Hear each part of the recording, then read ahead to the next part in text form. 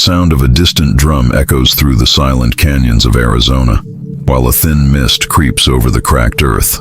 The camera hovers over an abandoned Native American village, its totem poles still standing, like sentinels forgotten by time.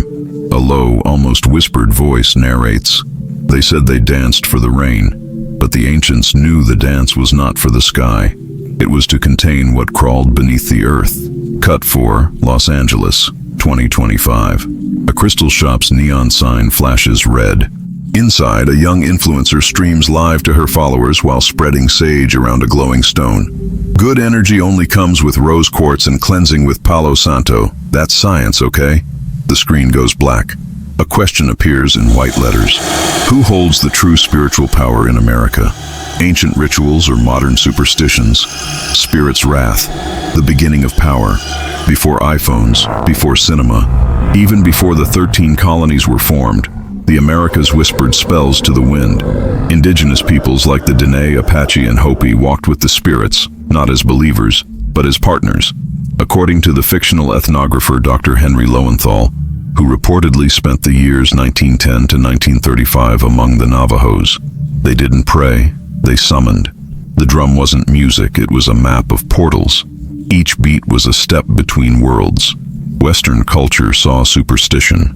But among the native peoples, there was no distinction between reality and the invisible.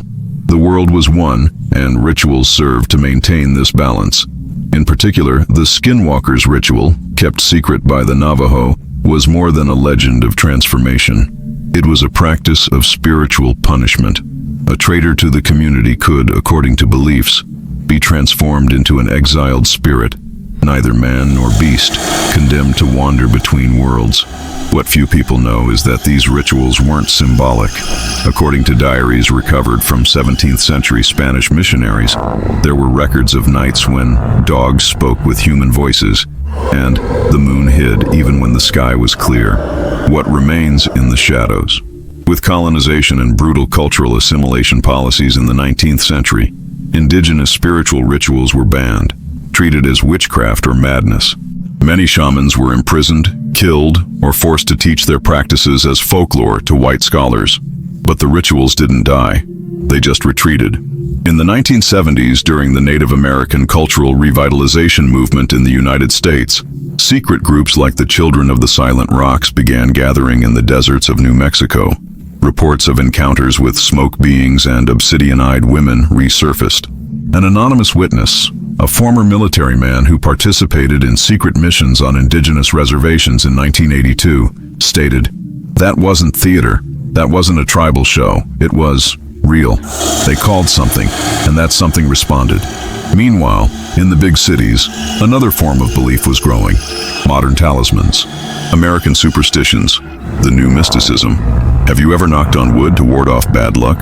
Avoid walking under ladders? Do you believe that a Friday the 13th can change your destiny? These practices, derived from European traditions, have merged with American pop culture, creating a web of beliefs that permeates everything from cinema to TikTok.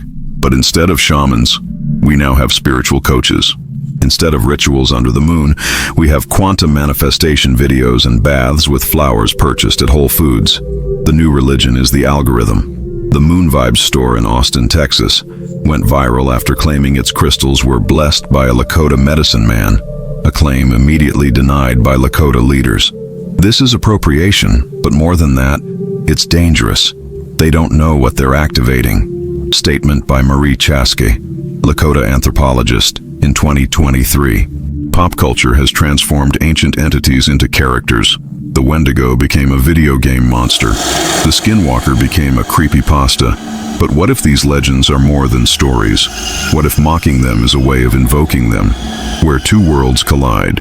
In 2019, a group of young people in Texas organized a mystical festival on an ancient trail used by indigenous peoples.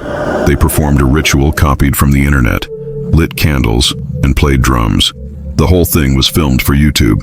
The following week, one of them disappeared. He was never found. The others refused to speak, and the original video was deleted, but not before being archived by forums like r/NoSleep and 4chan Paranormal. Frame by frame, users identified something in the shadows. something that walked on all fours but stood up when the wrong chants were sung. This event became the basis for the film Midnight Bloodline, 2022, where the main character discovers that her spiritual roots are not compatible with the rituals she practices and pays the price for mixing the sacred with the superficial. Today, the power silently awakens. What's at stake isn't just faith, but control of the narrative. Who decides what's sacred and what's superstition? At a recent alternative spirituality conference in California, over 60% of exhibitors used native symbols on their products, with no real connection to the original peoples. It's just aesthetics, they said. But for the guardians of the traditions, it's more than that. Every symbol carries a spirit. Using it without permission is like wearing the armor of a dead warrior. You invite his curse. Fictional shaman Tehuani, in an interview for the documentary Desert Spirits, 2021. The breeze descending from the north carries the dry scent of Arizona earth, mingled with the scent of juniper leaves burned in nocturnal ceremonies that, officially, don't exist. The stars seem closer in that region, as if silently bearing witness to what could never be captured on camera. It is there, high in the Chusca Mountains, that one of the most hidden stories of American spirituality begins, where the lines between what is real and what is feared were drawn with blood and forgotten chants. The Diné, known widely as Navajo, have a saying that refuses to die. He who walks by night does not walk alone. For generations, the people preserved this admonition as a veiled code, a reminder that certain spaces and certain times belong to forces that brook no intrusion. Anthropologists who ventured there in the early 20th century reported disconcerting encounters. In 1923, explorer Harold Anson's journal describes a night when, while observing a healing ceremony, he reportedly saw an elderly woman, cloaked in a cloak of black feathers, walk across a blazing fire without leaving a mark, her eyes glowing amber in the darkness. Such accounts have always been dismissed as ethnographic exaggeration. However, internal documents from government agencies, released decades later, show a genuine interest in understanding or containing certain indigenous spiritual practices. In 1978, after the enactment of the Native American Religious Freedom Act, records began to emerge of secret meetings between tribal leaders and federal agents. What was being discussed there, hidden from the eyes of the press, was concern about the resurgence of practices that, according to some, were stirring forces that had been sealed away for very specific reasons. Meanwhile, the rest of the country was beginning its own spiritual revolution. In the 1980s, amid consumer culture and the search for identity, pop esotericism exploded. Esoteric bookstores proliferated. Illustrated tarot cards with a cyberpunk aesthetic sold thousands of copies. Figures like Shirley MacLaine and other New Age spokespeople transformed profound ideas about reincarnation, cosmic energy, and spirituality into easily digestible products. But this movement, though grounded in often sincere intentions, disconnected spiritual power from its ancestral roots. Practices were diluted, transformed into marketable objects. The sacred became decorative. During this same period, behind the scenes on indigenous reservations, something different was happening. According to fictional historian Alan Petrosky, who interviewed dozens of elders between 1989 and 1994, the rituals ceased to be mere traditions. They became forms of resistance. What was being invoked wasn't just the spirit of the great-grandfather. It was the protectors. The forces summoned in the deserts didn't come to heal. They came to guard. Petrosky recounts an encounter with an Apache woman named Ayana, who told him about an ancient ritual known as the opening of the voices. This ritual, performed only every 27 years, required absolute silence for 3 consecutive nights, during which participants were not allowed to speak, not even to each other. At the end of the 3rd day, at sunrise, everyone was to chant a single word, the meaning of which has never been translated. It is believed that this word summoned something to watch over the boundaries of the land, something that had no human name. On the other side of reality, the urban world found itself seduced by an increasingly hybrid spirituality. Crystals were sold with labels promising emotional harmony and expansion of consciousness. Scented candles came with instructions to attract prosperity or ward off envy. But while the products filled the shelves, no one seemed to ask where these practices came from, or if there was a line that shouldn't be crossed. In 2003, a specific case caught the attention of alternative media. Digital influencer Stacey Durham, with over 1 million followers, performed live an ancestral alignment ritual that she claimed to have learned at a retreat in California. The video was abruptly cut off after strange sounds invaded the stream. In the following days, Durham disappeared for 2 weeks. Upon returning, she published a single post. Some traditions don't want to be repeated. She never spoke about the subject again. Behind the scenes, occult forums speculated about what she had summoned. One user, who claimed to be a former practitioner of traditional rituals, claimed that the sequence of symbols Stacey used corresponded to a spiritual recognition call used by Hopi clans to identify the presence of underworld entities. Such an invocation, if performed without proper context, could provoke a false response. Others denied this, saying it was all a viral marketing ploy. But subsequent reports raised doubts. Between 2004 and 2009, West Coast psychiatric hospitals reported an increase in patients experiencing delusional episodes involving shadow beings with ancient voices, many of whom shared the use of syncretic spiritual practices that blended elements of indigenous cultures with modern rituals. The fictional psychiatrist, Dr.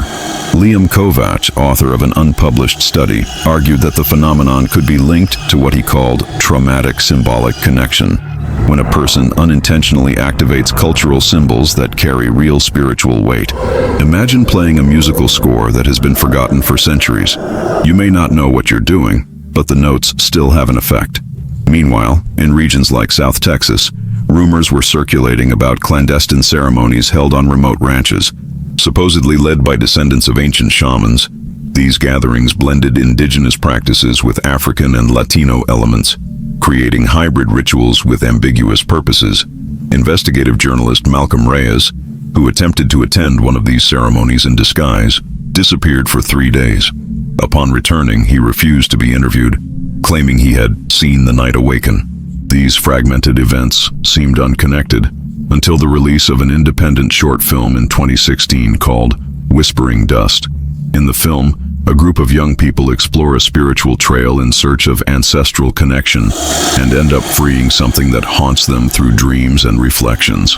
The film, though fictional, was inspired by real-life accounts of hikers in the Devil's Canyon region of Arizona. According to accounts archived on blogs and forums, people camping in the area began reporting the sounds of voices whispering in unknown languages, echoes that mimicked their friends' real conversations, and shadows watching them, even in daylight.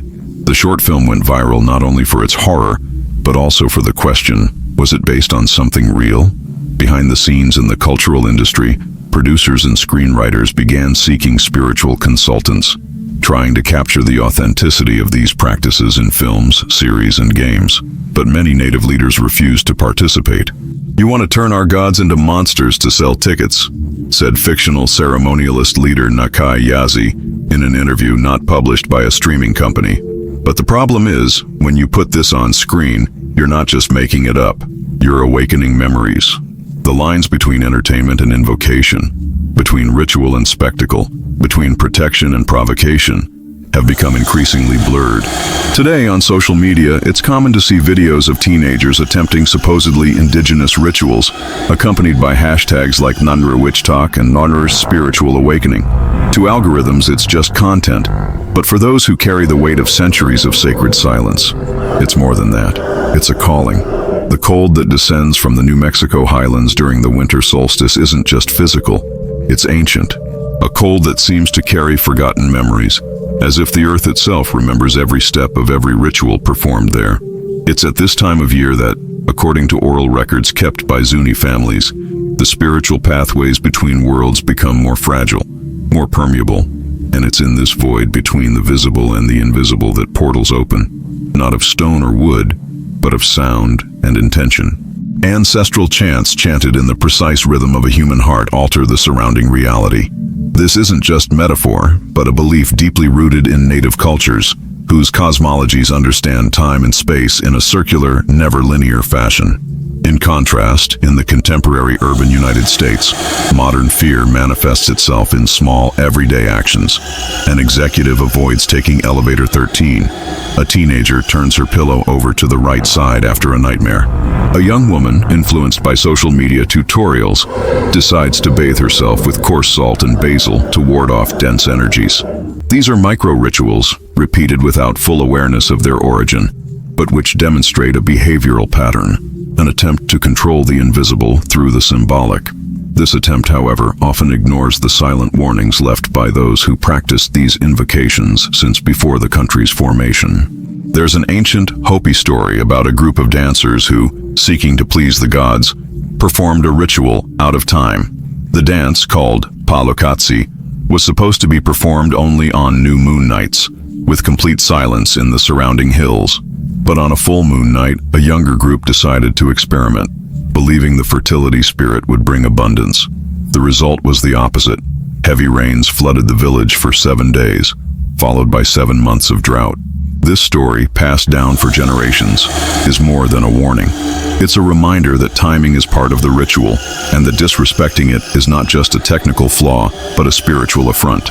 In the 21st century, spiritual time has been discarded by the digital urgency. Ceremonies have become 30-second reels. Symbols are now vector graphics printed on t-shirts. The modern lens seeks efficiency, but ignores consequence. This is where reports of encounters with forces that do not understand contemporary logic deepen. Between 2010 and 2018, psychiatric hospitals in rural California reported an increase in cases of ritualistic psychosis. Young people with no previous history of disorders reported visions of hooded figures, voices chanting in non-existent languages, and the constant feeling of being watched. By investigating these patients' digital histories, psychologists identified curious patterns. Almost all had interacted with forums about ancient rituals, attempted ceremonies adapted from shamanism, and shared ancestral connection videos. Fictional anthropologist Paul Hargrove, an expert on syncretic cultures, stated in a confidential conference that these phenomena might not be purely mental. We are facing a collision of epistemologies. What for the West is considered an illusion, for the original cultures may be a legitimate contact with other layers of reality. Perhaps these young people have, without knowing it, crossed the threshold that separates the simulacrum from the spiritual. The statement was not published. Hargrove disappeared months later while leading an expedition in northern Arizona. Hargrove's case echoes other silent disappearances that have occurred over the past few decades. Most have no apparent connection, but all share a common element: the presence of traditional native symbols outside their original context. One of the strangest cases involved a high school in Flagstaff, where a history teacher decided to create an interdisciplinary project on lost rituals of the Americas. Students built replicas of ancient altars based on images found online and performed a ritual reenactment during the annual cultural fair. 3 days later, reports of unexplained sounds began to surface among school staff. Banging sounds coming from the floor, shadows on bathroom mirrors, sudden temperature changes in closed rooms. One night, the school's motion sensors went off repeatedly. Cameras captured vague figures moving through the hallways. The project was canceled. The teacher was transferred. The matter was hushed up. Meanwhile, in South Texas, a little-known lineage of healers descended from the Karankawa, a people officially considered extinct, began gaining local notoriety for their discreet ceremonies held on the banks of ancient swamps. One of these women, identified only as Dona Elena, reportedly treated dozens of people who claimed to be haunted by their own reflection. Patients reported that when they looked at themselves in mirrors, they saw expressions they couldn't control, delayed movements, and sometimes eyes that weren't their own. Dona Elena refused to be interviewed, but locals say she didn't use herbs or common prayers. She chanted in a language not recognized even by local linguists. The chants only ceased when the reflection agreed to return. This subtle and progressive interference of the invisible in everyday life has not gone unnoticed by pop culture. Since the 2010s, productions such as spiritual thriller series, reality shows about ghost hunters, and films based on indigenous legends have increased significantly. However, the treatment of native spiritual entities in these cultural products often mixes truth with invention, reducing mystery to entertainment. But some independent creators, especially filmmakers descended from indigenous peoples, have begun to fight back. Productions such as Voices from Below and Seven Winds have attempted to portray the rituals faithfully, showing not only the fear, but also the respect and complexity of these traditions. The impact was immediate. Audiences, accustomed to Hollywood monsters, were confronted with something quieter, more symbolic, and perhaps for that reason, more disturbing. Behind the scenes, some of these films faced unforeseen obstacles. During the filming of Seven Winds, a lead actress left the project, alleging spiritual interference during dreams, where she was called by names she didn't recognize. The set, built near an ancient Apache spiritual route, suffered equipment damage due to unexplained electrical failures. Technicians reportedly refused to continue after seeing a human figure standing in the middle of the desert during a night of filming. The figure, which was never identified, disappeared without a trace. The persistence of these accounts suggests a dangerous intersection between the human desire for control and a spiritual universe that refuses to be molded to the market's liking.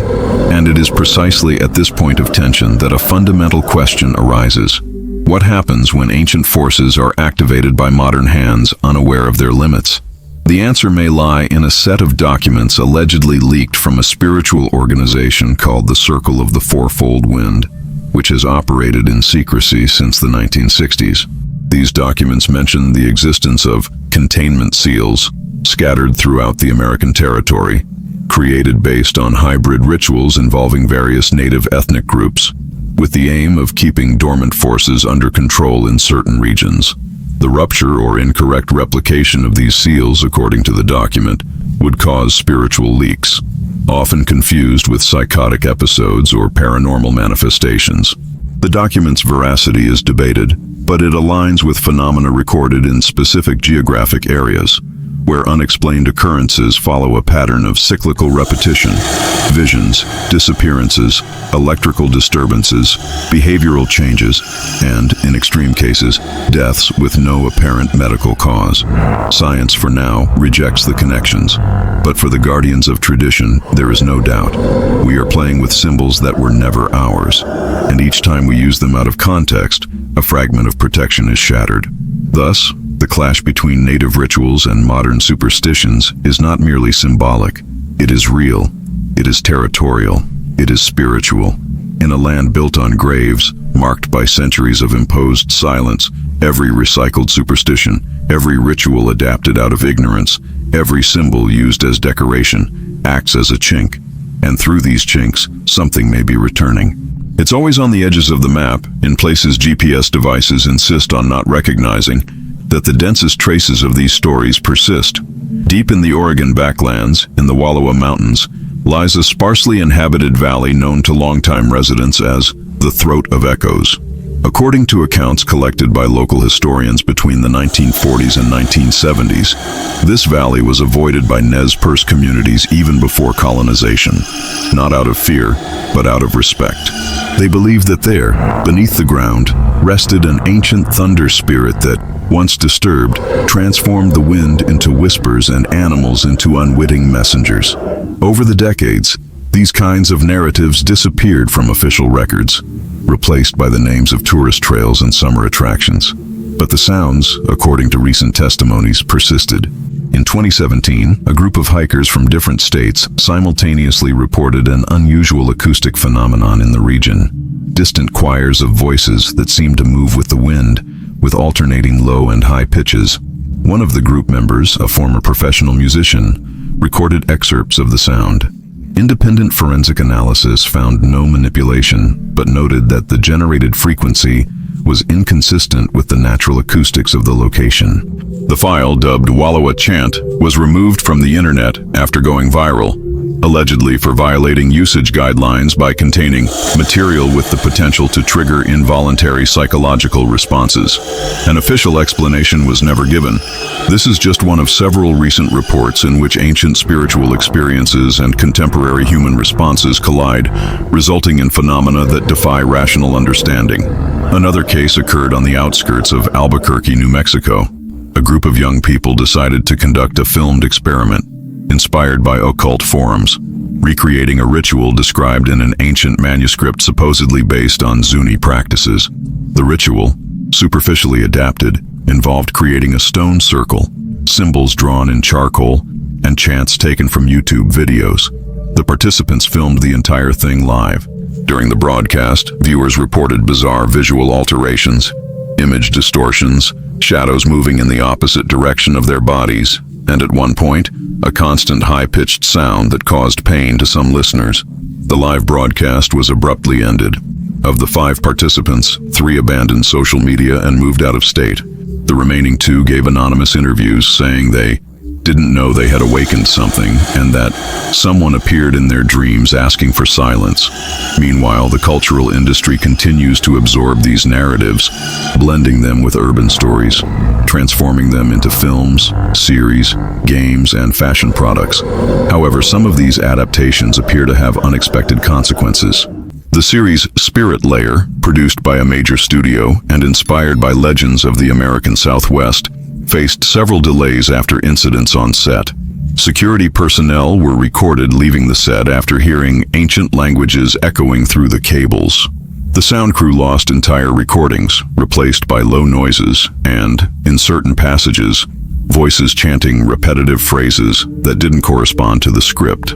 When consulted, a linguist specializing in indigenous languages identified traces of an extinct dialect of the Havasupai, a language not spoken in known records since the 1930s.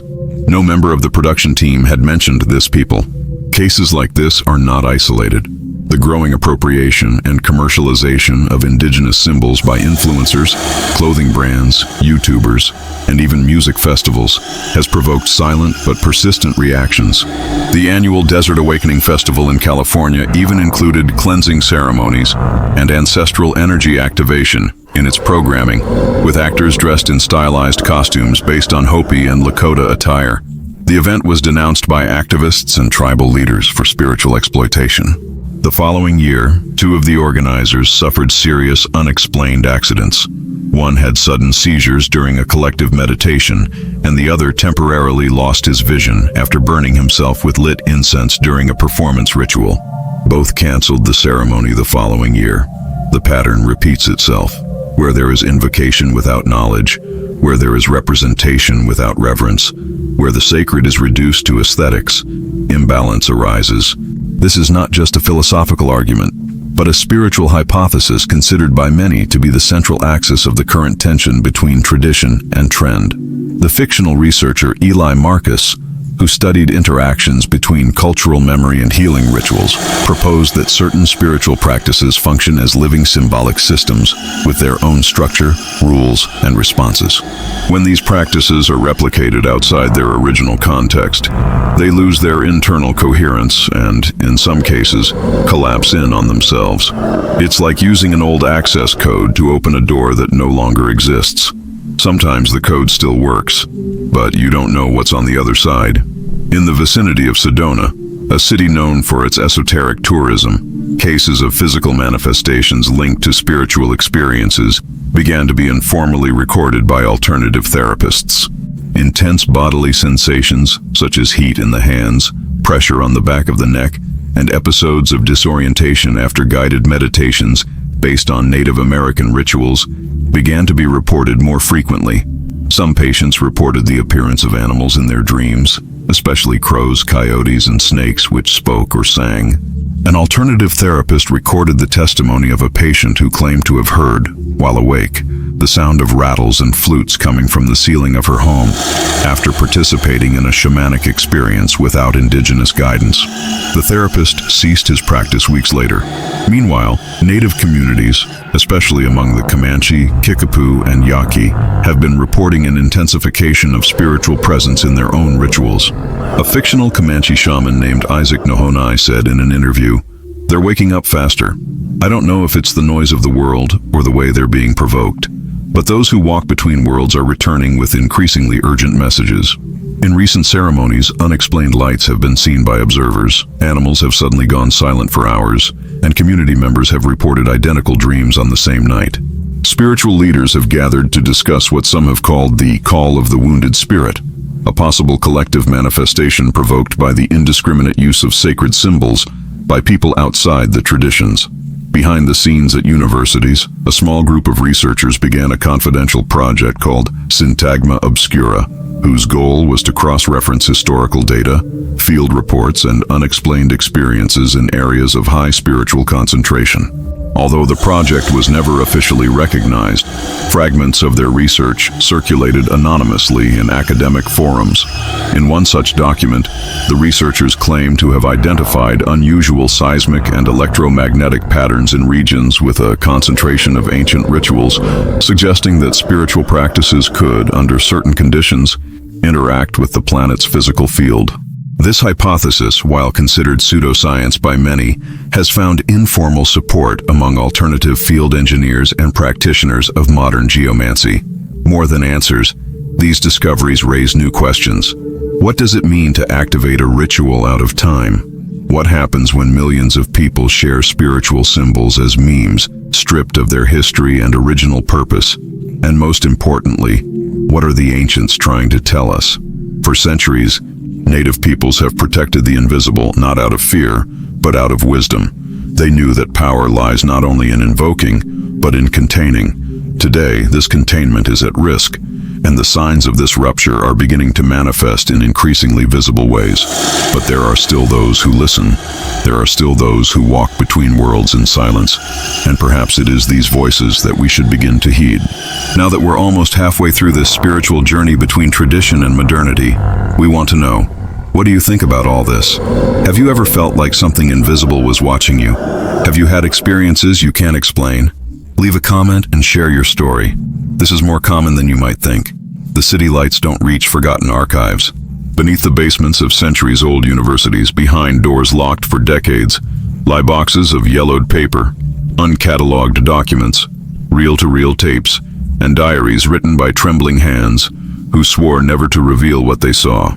One such box, marked with red ink and labeled Project Silent Court, was accidentally discovered during the renovation of the historic Trinity University building in Texas in 1998.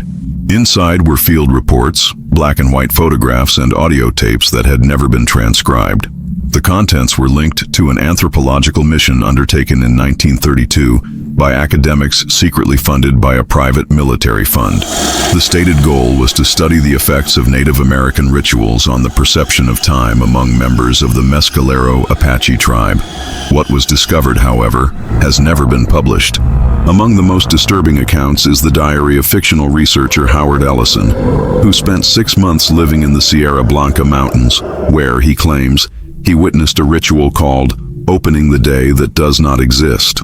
The ritual involved blinding all of a participant's senses for 3 days, plunging them into complete darkness, silence, and fasting. At the end of the 3rd day, the initiate was led through an underground cave and exposed to a sequence of chants and rhythmic beats that, according to the participants, disrupted the linearity of time. Ellison recorded in his diary that, after exiting the cave, he heard his own voice calling to him from outside his body. He then lost consciousness. When he awoke, he was 23 kilometers from the cave entrance, naked, covered in pollen and red paint marks he could not explain. The date on his watch was 2 days ahead of schedule. His colleagues found no trace of what had occurred.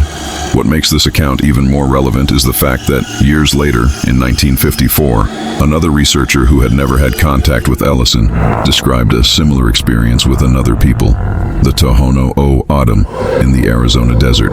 He documented a ritual with a nearly identical structure, also involving sensory isolation, underground trails, and temporal loss.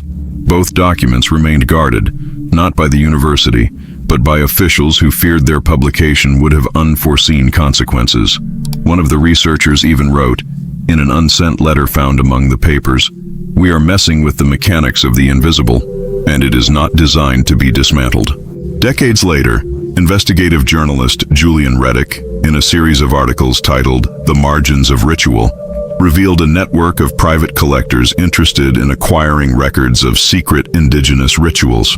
According to him, such documents were considered more valuable than physical artifacts, as they contained symbolic activation formulas that could, theoretically, trigger real phenomena. Reddick interviewed a supposed buyer of ritual manuscripts, who claimed to have purchased a set of chants translated from an extinct Esselen language for over $100,000. The buyer reported performing the entire sequence during an eclipse, and had since suffered from episodes of sleep paralysis, accompanied by voices telling him it wasn't supposed to be read. This clandestine movement to acquire sacred knowledge coincided with the rise of the so-called extreme spiritual experiences market. Between 2010 and 2020, companies like the fictitious Interfold began offering customized ritual immersions at sacred sites, promising access to what they called vibrational primordial knowledge. Participants were taken to remote reservations, often without formal permission from local communities, and subjected to practices adapted from incomplete descriptions. A former Interfold employee reported that during one of these sessions, in which they attempted to simulate the Hopi moonbone dance, a participant went into a seizure,